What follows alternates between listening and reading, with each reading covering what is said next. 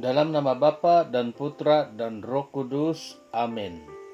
Shalom saudara-saudari. Selamat bertemu kembali melalui santapan firman Tuhan hari ini, hari Minggu ke-23, 5 September 2021.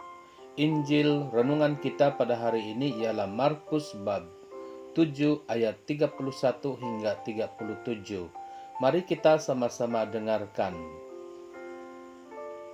Kemudian Yesus meninggalkan pula daerah Tirus dan dengan melalui Sidon pergi ke Danau Galilea di tengah-tengah daerah Dekapolis. Di situ orang membawa kepadanya seorang yang tuli dan yang gagap dan memohon kepadanya supaya ia meletakkan tangannya atas orang itu. Dan sesudah Yesus memisahkan dia dari orang banyak sehingga mereka sendirian, ia memasukkan jarinya ke telinga orang itu. Lalu ia meludah dan meraba lidah orang itu. Kemudian sambil menegadah ke langit, Yesus menarik nafas dan berkata kepadanya, "Ephata," artinya terbukalah. Maka terbukalah telinga orang itu, dan seketika itu terlepas pula lah pengikat lidahnya. Lalu ia berkata-kata dengan baik. Yesus berpesan kepada orang-orang yang ada di situ supaya jangan menceritakannya kepada siapapun juga. Tetapi makin dilarangnya mereka, makin luas mereka memberitakannya. Mereka takjub dan tercengang dan berkata, "Ia menjadikan segala-galanya baik. Yang tuli dijadikannya mendengar, yang bisu dijadikannya berkata-kata." Demikianlah Injil Tuhan. Terpujilah Kristus.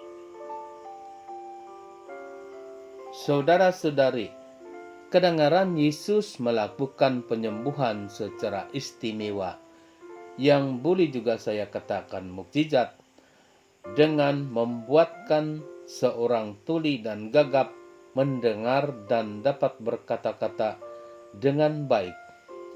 Cara Yesus memisahkan orang itu supaya mereka sendirian. Yesus masukkan jarinya ke telinga orang itu. Yesus meludah dan meraba lidah orang itu.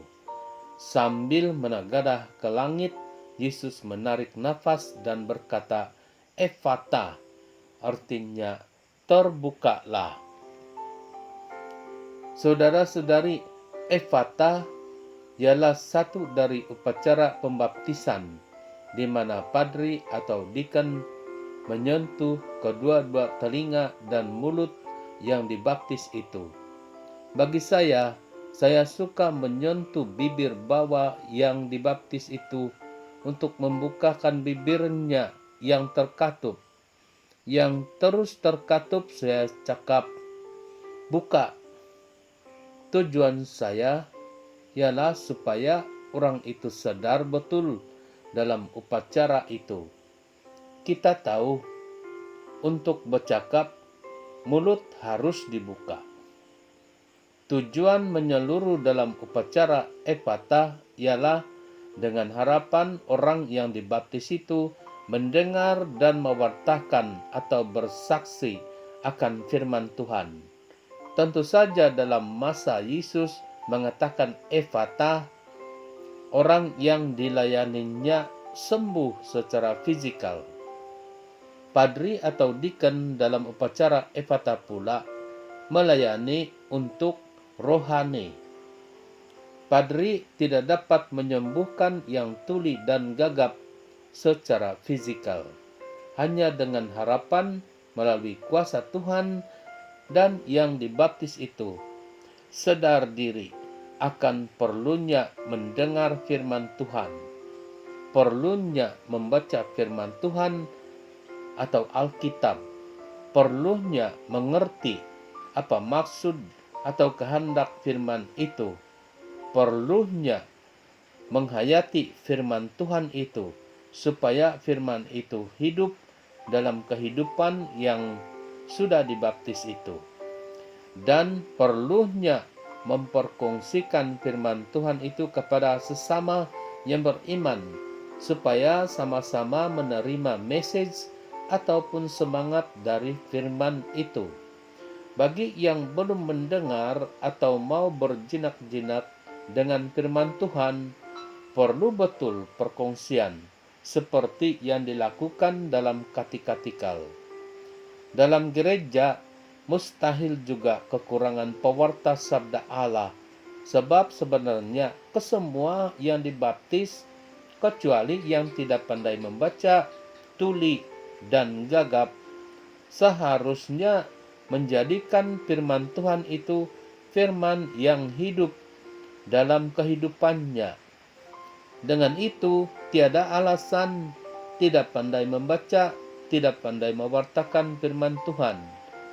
Lebih teruk lagi, kalau dalam upacara ibadat dimanapun, dengan menyuruh orang yang belum dibaptis mewartakan firman Tuhan kepada umat-umat, perbuatan sedemikian memalukan community umat itu sendiri. Bayangkan, kalaulah yang belum dibaptis itu suka gosip, dan dia berkata kepada orang lain, bodoh betul community KK di sana. Adakah saya pula yang disuruh buat pelayanan bagi mereka? Tidak pandai malukah diorang itu, ataupun pemalas? Nama saja Kristen Katolik. Wah, sakit itu saudara-saudari. Dengan demikian, semoga melalui firman ini kita terdorong mengikuti Yesus dengan menghargai dan mempraktikkan firman Tuhan. Bila kita biasakan diri bersendirian dengan Yesus, pasti juga Tuhan yang pegang telinga kita dan meraba lidah kita, supaya kita fasih memuliakan Tuhan melalui kesaksian akan firman-Nya. Amin. Semoga Tuhan menyembuhkan, melindungi, membimbing, dan memberkati. Dalam nama Bapa